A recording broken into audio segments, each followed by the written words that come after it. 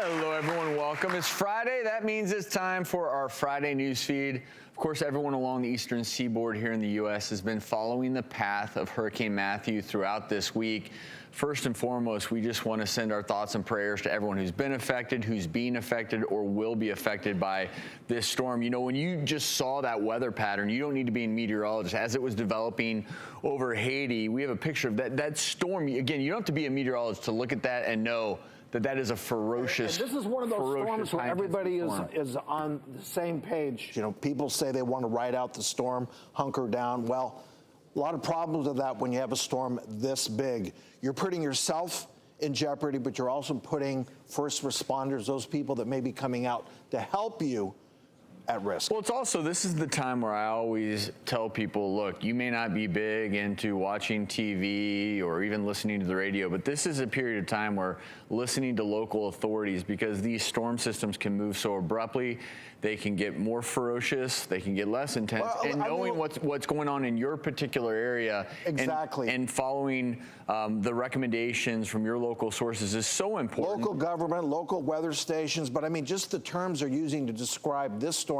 a monster, a killer, the real deal. I mean, we can't ignore it. So our plea is do everything you can to get out of harm's way and plan ahead, whatever you need.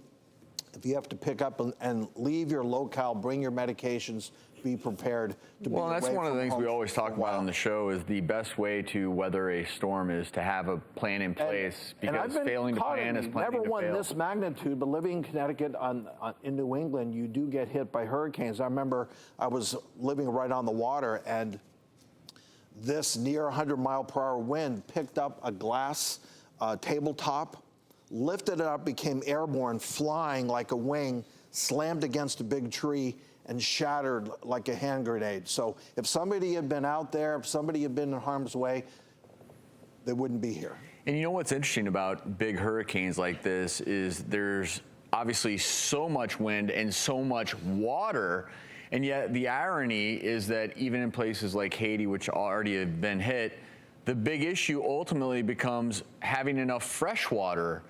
And that's what's always difficult, is people don't always account for the fact that when flooding occurs and the aftermath, the risks for infectious diseases, not having fresh water, like you said, is a big concern. Losing power sources, and of course, you know, people of Haiti have a special place in our heart. We've been there a number of times to help them out. We know that they got hit pretty hard, as they always do, and infrastructure is always an issue in Haiti, but we wish them the best. Well, and certainly this is just one of those things. Be prepared. Make sure you have a plan in place, whether you've already enacted that plan or are thinking about enacting that plan. And at our website, thedoctorstv.com, we're going to have some links so you can help the victims of this hurricane, both abroad and at home. I want to move on to something that is truly a sad story for us doctors. It's coming out of Phoenix, Arizona. It's a report that was released this week by the Veteran Affairs Inspector General's office, found that 215 patients died while they were awaiting a specialist appointment that had either been canceled or pushed back. And why this matters is 2 years ago, this particular VA hospital in Phoenix had been noted as covering up and even changing records to not show the length of time that patients were waiting to be seen. In fact, the report found a quarter of all specialist consults in 2015 were canceled, and some of it's just outdating scheduling procedures. There's also, though, been a long trail of misconduct at this particular facility, but it highlights something as a jumping off point of Veterans Affairs hospitals. Some of them do a much better job than others. But if you are looking at a facility like this where they've had 6 different directors since 2014, clearly it's a mess. Well, that's the issue, is the organization part. And this probably is the single biggest healthcare organization in our country. And who are they taking care of? Our vets, some of whom have been injured, some of them who have chronic problems, some related to them serving our country, others not. But this system has to be fixed. When you hear something about cover-ups and trying to sweep something under the rug, That is inexcusable. But I think a lot of the problem, as you said, is organizational. We switched over computer programming in our office as far as scheduling. The minute that gets a little out of kilter, you're going to have big problems. And I want to give them somewhat of a benefit of doubt on there, but there's no doubt we're in an election year that the VA system has to be improved. I've spent time at the VA here at UCLA in Westwood, and that is one of their model VAs. I mean, the doctors are great. The physical plant, the technology that is there is excellent, but it's such a big organization. Well, and anytime you're dealing with a really big organization, right. and I think back to when I was training, I spent a lot of time at a VA hospital, and in some ways it was brilliant because it was a true safety net for our veterans. Right. But a lot of the things were outdated. And even take a computer system, if a computer system is flawed, and use the example of the VA, which luckily it is a self-contained system, but for instance, you may be going through a veteran's patient care records and their last visit, maybe it was a fingernail infection, and that gets in the system. And then trying to figure out sometimes with the vets, the way their scheduling system is, their medical records, their past medical history, it is a morass of information, and it's very easy to understand how this could happen at a VA hospital, because in some cases, the systems just are not nearly as easy to use, even for doctors, because the doctors who are working at VA hospitals, by and large, are dedicated healthcare practitioners, but the systems put them in such a difficult bind. Had 6 different directors come in and out in the last few years. I mean, they can't have, they're not finding somebody at the top to steer the ship, and the VA system, as we know, has to be improved. Well, and it's interesting because absolutely, They serve our country. They deserve better. Well, you all have seen has anyone ever watched a glacier move? It's pretty slow, right? Yeah. Well, sometimes in healthcare, whether you're talking about the VA or the healthcare system in general, things move at a glacial pace. Obviously, it doesn't seem like a lot has changed at this VA hospital in the last few years. Representative Jeff Miller from Florida happens to be the chair of the House Committee on Veterans Affairs, said the report proved that the work environment at the Phoenix VA is marred by confusion and dysfunction, and the problems won't be solved until there are consequences up and down the chain of command. So clearly some major changes need to take place. I want to move on to something that at first blush may not seem health related, but it's been in the news, and in many ways it is something that could affect you, because earlier this week Kim Kardashian was bound and gagged while being robbed. Obviously what makes this story different is it was over $10 million worth of jewelry that was taken. That's some bling right there. That's more bling than most of us have, but the methods were pretty outlandish. Reportedly, a group of men dressed as police threatened the concierge to be let into the private residence. This was being rented during your stay in Paris during Fashion Week, held at gunpoint, bound, mouth tape, and put in the bathtub, again, all by report. But it highlights some things that we first wanted to touch upon, which is, we always say safety first. Absolutely, and here the take home from the doctors is going to be travel safe.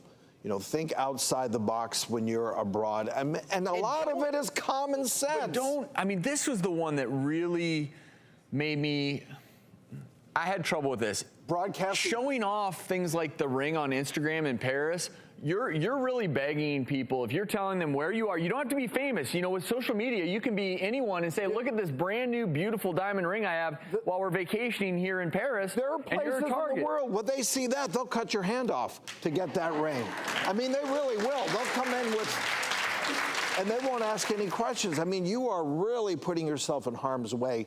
Showing off your bling like that and then broadcasting where you're going to be later on, and I think there's a lesson to learn for all of us. We're not in a position like that, but when you travel safe, try to be more understated, leave the bling at home. It's also, to me, when I first heard the story, it's one of those be careful what you wish for in life, because you can have all the money in the world, but with that money can come problems. Nothing is worth losing your life over. And this sounds, if as reported, this is what happened, this could have ended badly, and I think we can all learn something from this. And I want to bring into the conversation someone who can help us better understand how this happened and how you can protect yourself.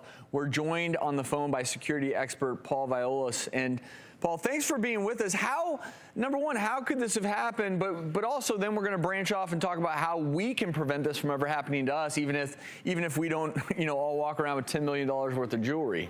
Absolutely. Well, good morning, and thanks. Good morning. It's a pleasure to join you both.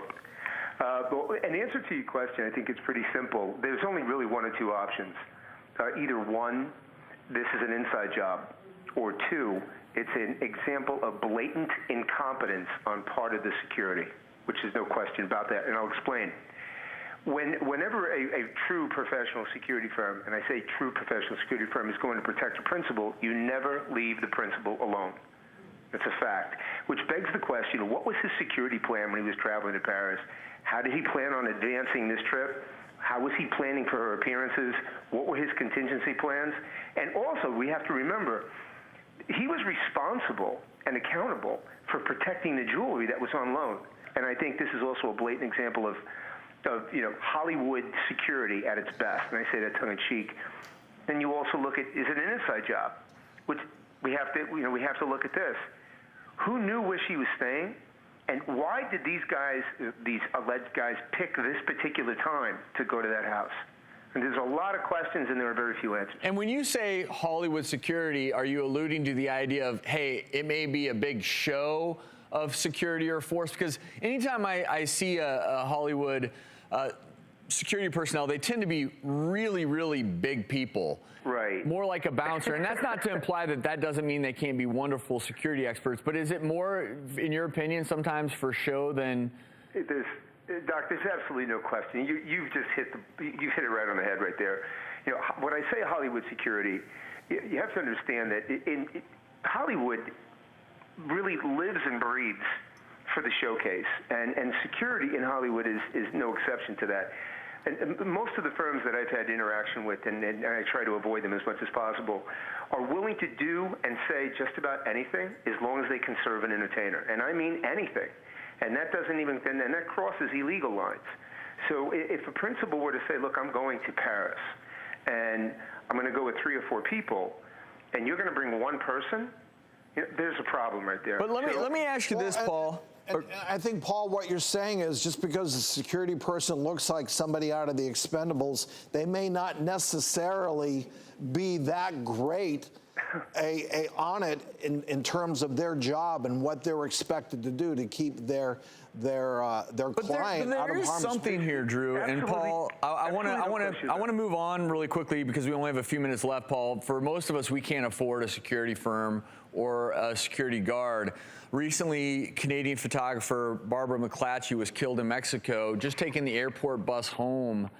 And I think when I saw this story highlighted to me, and wanted to use Kim Kardashian's story because she's obviously so famous, as a jumping off point. And in the next minute or two, I just want to talk about how we can avoid, if we're traveling abroad, heck, even here at home, how we can avoid a scenario like this happening. Because I think in this case, the police believe that Barbara was either kidnapped or robbed by the driver of the bus when no one else was on that bus. Right.